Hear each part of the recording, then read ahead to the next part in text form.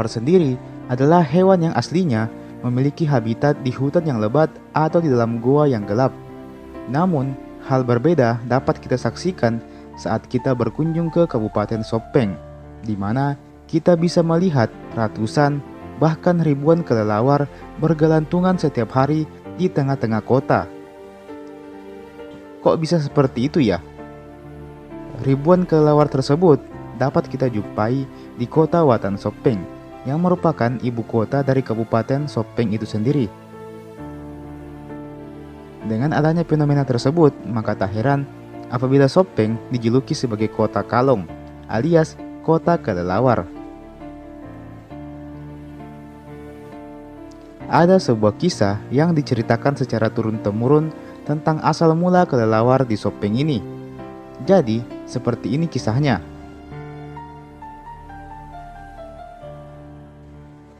Jadi, kabarnya dulu jauh sebelum kemunculan Tomanurung di Sopeng.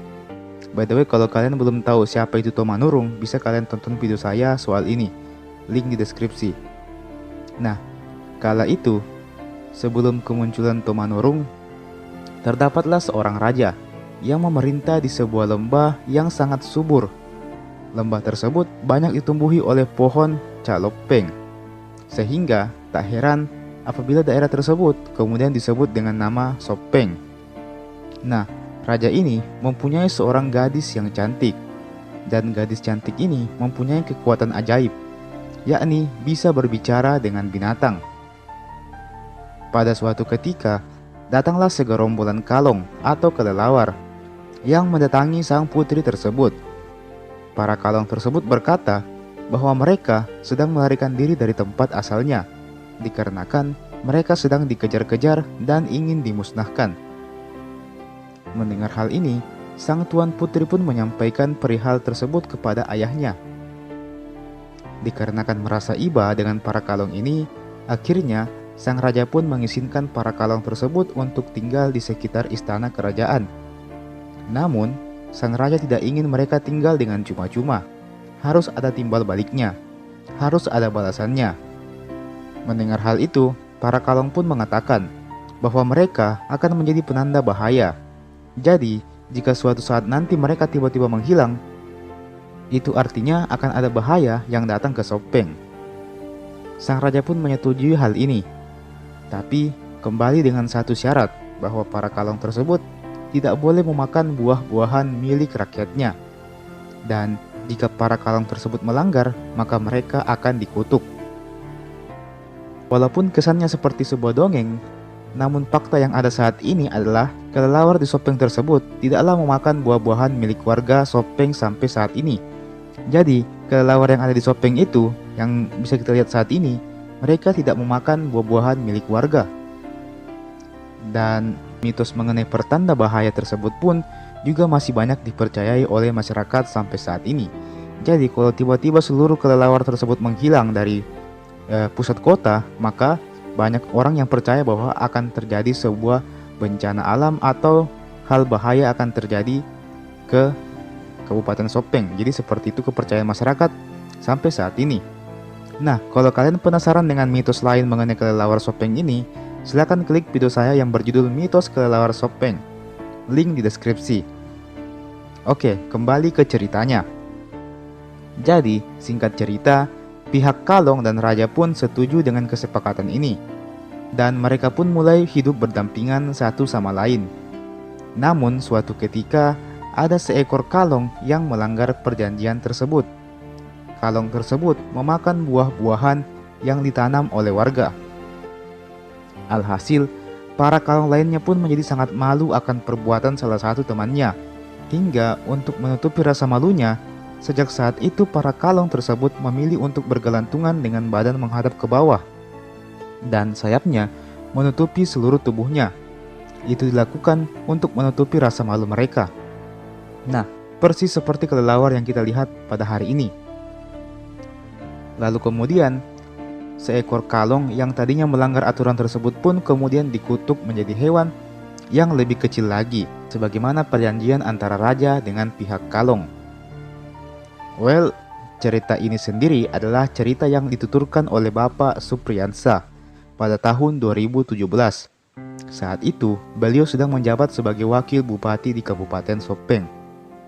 Beliau juga menegaskan bahwa apa yang dia sampaikan itu hanyalah sebuah cerita yang diturunkan dari orang tuanya. Jadi, dia sendiri pun tidak menjamin kebenarannya. Dan teman-teman, memang hingga saat ini belum ada satupun bukti pasti tentang misteri keberadaan kelelawar di tengah-tengah kota Watan Sopeng ini. Satu-satunya cerita yang bisa kita dapatkan hanyalah kisah ini, yang sekarang memang telah menjadi cerita rakyat di Sopeng itu sendiri. Mungkin sebagian kisah itu ada benarnya. Mungkin juga kisah itu hanyalah sebuah fiktif belaka. Tapi yang pasti, penampakan ribuan kelelawar bergelantungan di tengah-tengah kota sepanjang hari seperti ini tidak dapat kita temukan di belahan dunia manapun. Pemandangan seperti ini hanya ada satu di dunia, dan itu ada di Kabupaten Sopeng.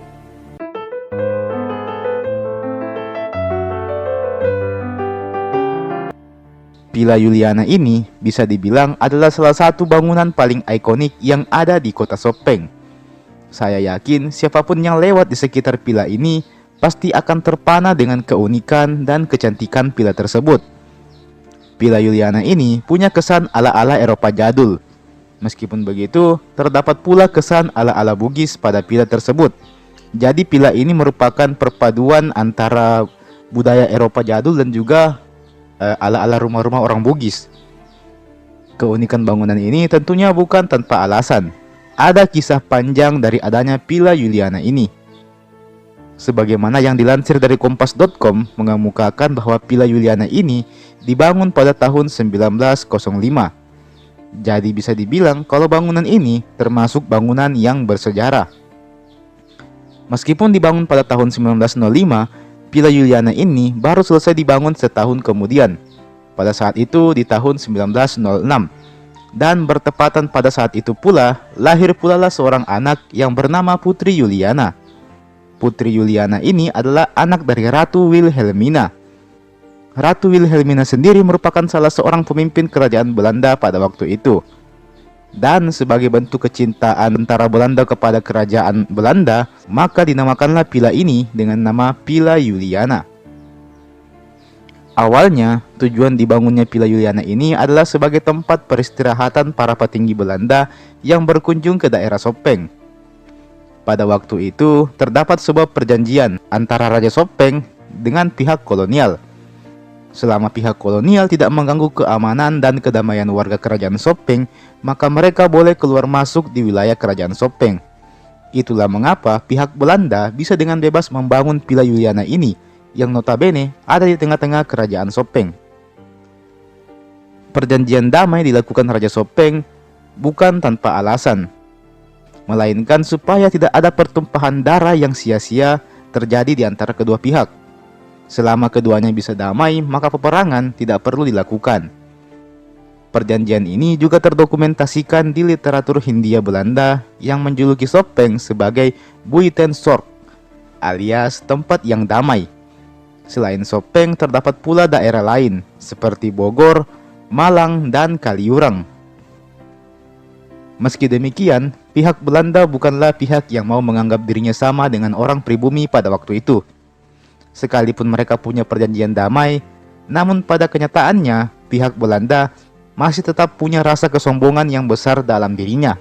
Terbukti dengan Villa Juliana yang dibangun berhadapan dengan istana Raja Sopeng, di mana tanah dari Villa Juliana ini posisinya lebih tinggi. Kedudukan ini mengandung arti bahwa kedudukan kerajaan Belanda pada waktu itu lebih tinggi dari kerajaan Sopeng. Villa Juliana sendiri awalnya dibangun sebagai hadiah kepada Ratu Belanda beserta anaknya yang bernama Juliana. Rencananya mereka hendak berkunjung ke Indonesia, dan salah satunya adalah ke wilayah Sopeng. Maka dibuatlah Villa Juliana ini sebagai tempat mereka bermalam dan beristirahat ketika mampir di kerajaan Sopeng. Namun karena pada waktu itu perang masih berkecamuk, maka Ratu Belanda tersebut pun tidak jadi berkunjung ke Indonesia. Alhasil, Villa Juliana yang awalnya ingin dijadikan sebagai hadiah untuk Ratu Belanda ini pun tidak pernah terwujud. Dan tinggallah Villa Juliana ini sebagai hadiah yang tidak pernah diterima oleh pemiliknya. Hingga saat ini, Villa Juliana telah berusia lebih dari 1 abad, dan bangunannya sendiri masih belum direnovasi secara keseluruhan. Adapun yang direnovasi hanya bagian dari atapnya saja. Tentunya ini dilakukan untuk menjaga keunikan dan keotentikan dari bangunan tersebut. Kini, bangunan tersebut telah beralih fungsi menjadi museum sekaligus landmark bumi Latem Mamala. Villa Juliana pun juga kini menjadi salah satu ikon dari Kabupaten Sopeng, dan banyak pula orang yang berkunjung ke villa ini untuk berfoto dan berwisata. Sehingga tak heran apabila villa ini juga menjadi salah satu objek wisata yang paling wajib untuk dikunjungi apabila kita hendak pergi ke Sopeng.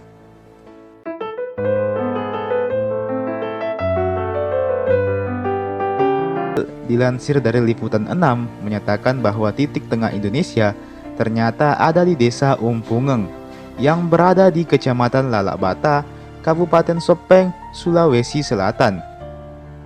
Desa Umpungeng ini sendiri termasuk ke dalam desa terpencil yang apabila kita ingin menuju ke lokasinya, maka kita harus berkendara sejauh 170 km ke arah utara dari kota Makassar. Dan di desa inilah terdapat sebuah lokasi yang disebut dengan Posina Tanae, alias kalau dalam bahasa Indonesia artinya pusatnya tanah. Lokasi tersebut sendiri berbentuk tanah lapang yang dibatasi oleh bebatuan besar yang membentuk seperti lingkaran. Di tengah-tengah tanah tersebut terdapat sebuah batu yang menutupi sebuah lubang. Nah, kabarnya lubang tersebutlah yang merupakan penanda dari titik tengah Indonesia itu sendiri. Menurut pendapat warga setempat, katanya lubang itu sangat dalam dan bahkan mungkin tidak ada dasarnya. Sehingga daripada nanti ada yang jatuh di lubang itu, akhirnya lubang tersebut pun ditutupi dengan batu yang besar. Kemudian di sekitaran batu tersebut pun dibuatkan pagar untuk mengelilinginya supaya lebih aman lagi. Apabila ada orang yang berkunjung ke sana, maka dia boleh melihat atau bahkan menyentuh batu tersebut. Uniknya lagi, menurut pendapat warga setempat mengatakan bahwa rumput hanya dapat tumbuh di tanah tersebut. Rumput hanya tumbuh lebat di sekitaran titik tengah tersebut. Meski demikian, desa ini masihlah sangat sulit untuk dapat diakses, utamanya bagi kendaraan roda 2 dan roda 4, dikarenakan jalanannya yang tidak rata dan masih curam. Nah, tahukah kalian kalau dulunya tempat tersebut pun juga telah menjadi tempat dilaksanakannya pertemuan para raja-raja? Maka tak heran pada tahun 2016 silam, Bupati Sopeng pun juga melaksanakan proses sumpah jabatannya di tempat ini. Jadi, bukan hanya sebagai titik tengah Indonesia, tetapi juga sebagai tempat berkumpulnya para raja-raja di zaman dulu. Wow, menarik sekali bukan? Bukan hanya sebagai spot menarik karena merupakan titik tengah Indonesia, tetapi juga memiliki nilai-nilai sejarah di dalamnya.